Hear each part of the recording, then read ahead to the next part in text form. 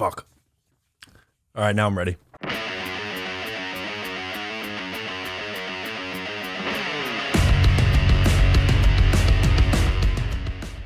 Hey, what's going on? Matt O'Leary back with another video, and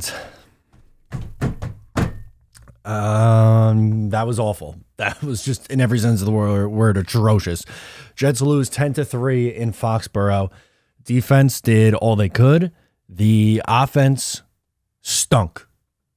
There's no other way to describe it. That was an atrocious showing from Zach Wilson, from Mike LaFleur, from the offensive line, from the running backs to the offense stunk. That was terrible. Let's start this off. We're going to recap it with the first play of the game, a sack. Go figure. The New York Jets ended up with a ton of sacks on that defensive line. It was JFM and Lawson. Both those guys were incredible today. Defensive line was great. Not much else. I mean, that could be the whole video, but we're going to run through the rest of the game. Jets first possession, they go 3 and out. Wilson scampered for 6 yards on first down, which was nice. But other than that, they kind of just shelled in. And in the first half, I thought Wilson used his legs a little bit, which was good. That's what you want to see. And then you had a bad, again, I'm getting ahead of myself here, but it's just the frustration of this game. Had a bad throw towards the end of the half, and then that was it. They just melted down. That was it. The Jets defense gets New England to go 3 and out. Sauce had a borderline fumble that was ruled incomplete. Now, to be fair, that was an incomplete pass. I didn't think for a second that it was going to be a fumble, but just ball, it doesn't bounce your way. Next possession, Zach running the ball a little bit more. Good. Then you had Denzel Mims drop. Not good. This was a bad Denzel Mims day. He had that drop. He did have one nice catch, which was good, but on the near interception at the end of the game, doesn't come back to the ball. It was just a lazy effort from Denzel Mims. The Jets end up punting 3 different times here because there was penalties on like every single play. And so the Jets finally punted off. Then you have a big run for Harris. Quincy Williams gets hurt, which he would re-enter the game, but it was a bad Quincy Williams day, and the linebacker core really missed a ton of tackles. Fumble. Johnny Smith fumbled the ball, but the Jets couldn't fall on it. Pats go for a field goal. They go up 3-0. Jets get a break on a Judon penalty. He jumps off sides. Wilson to Mims for a big gain. That's good. And then an inside handoff to Ty Johnson. What was the love affair with Ty Johnson today? That just doesn't make any sense at all on 3rd down and 3. The Jets would settle for a field goal. They would take a delay a game and make a 40-yard field goal, a 45-yard field goal, which in a 20-mile-an-hour windstorm, that does not make a ton of sense. But they would hit it, thank God, and make a 3-3 game. And that's it on the scoring, by the way, for the New York Jets early on in this game. Patriots get the football back and they're driving. Quinnen Williams gets another sack, which is just, he does that every single week. Quinnen Williams is an absolute stud.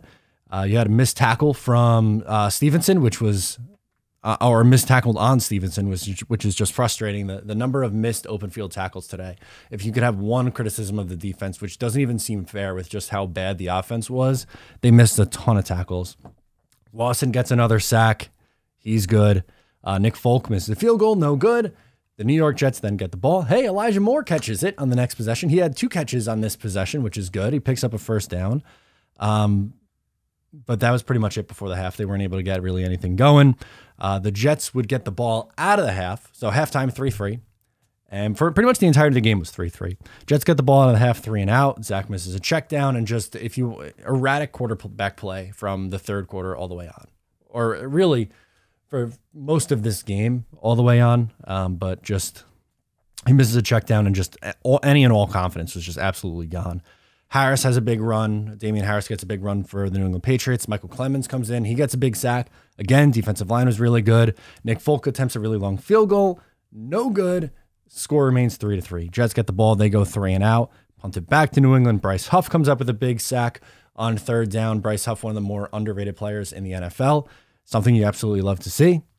Jets go 3 and out. This reminded me, and again, there's no way to defend Zach Wilson after today's performance. He was absolutely atrocious. The play calling, though, was 2020-like from Mike LaFleur. I thought it was Adam Gase reincarnated because they would F something up on 1st down. Then on 2nd and 10, they'd run the ball right into the line of scrimmage for no gain, and then 3rd and long and you're just setting yourself up for disaster all day long. It was brutal. So they go 3 and out. Then you'd have a big play from Quincy Williams to create a long opportunity, which was good. A nice bounce back play from him for someone who struggled early on in the game. The Jets would stop him on 4th and short. I don't know why New England went for it with how bad the Jets offense was. They probably should have punted and pinned the Jets back inside the 20. Instead, they go for it, and the Jets stop them. Something you love to see. The Jets go, hey, another common theme here, 3 and out, incomplete run, sack. That was the plan today from the New York Jets. Incomplete run, sack. Next New England possession, Quan Alexander missed tackle. Again, that was an issue for the Jets today. The Jets would force a punt. There was no less than 1 million punts in today's game. The Jets get the ball back, a sack on 1st down, another 3 and out. That was the one where it looked like maybe it was a fumble, but that wasn't the case. I don't know why that was ruled a fumble initially, but it wasn't. Another 3 and out. John Franklin Myers, revenge game. He played well today. He was all over the field today. This whole Jets defensive line I thought played really, really well, but not much else. John Franklin Myers, revenge game. He gets another sack. They force a punt. The New York Jets, they pick up a 1st down, which is their first down of the half, and this is pretty late in the 4th quarter at this point. Then they try and attempt to run a wheel route to Ty Johnson. Why are you running a wheel route to Ty Johnson? Can someone explain that to me? What's the thought process behind Ty Johnson being that involved in the game plan? I still don't get it. Then a sack. Jets punt the ball back to New England. Quinn Williams comes up with a big run stuff to force a punt on the New England Patriots, which is great. Then Jets get the ball. Very little time left at this point. You go incomplete, almost picked off. That's the one where Denzel Mims doesn't come back to the football. Sack. Penalty on the New England Patriots, though. Extends the Jets' drive. They eat a ton of clock. Poor clock management. They end up taking a timeout with 30 seconds left. And then they draw up on 3rd down and short. They go empty, which is incredibly silly.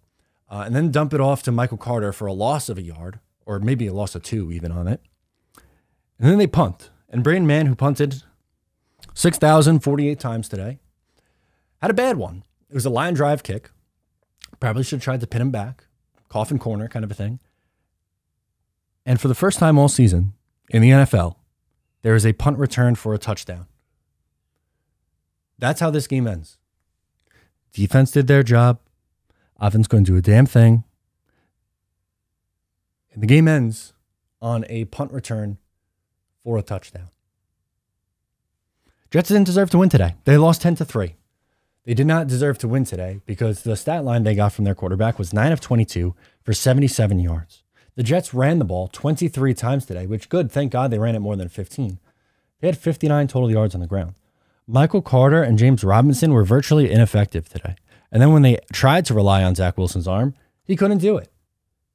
Again, 9 of 22 for 77 yards. You can't win that way. You can't. And the Jets were somehow in the game with that bad of an offense.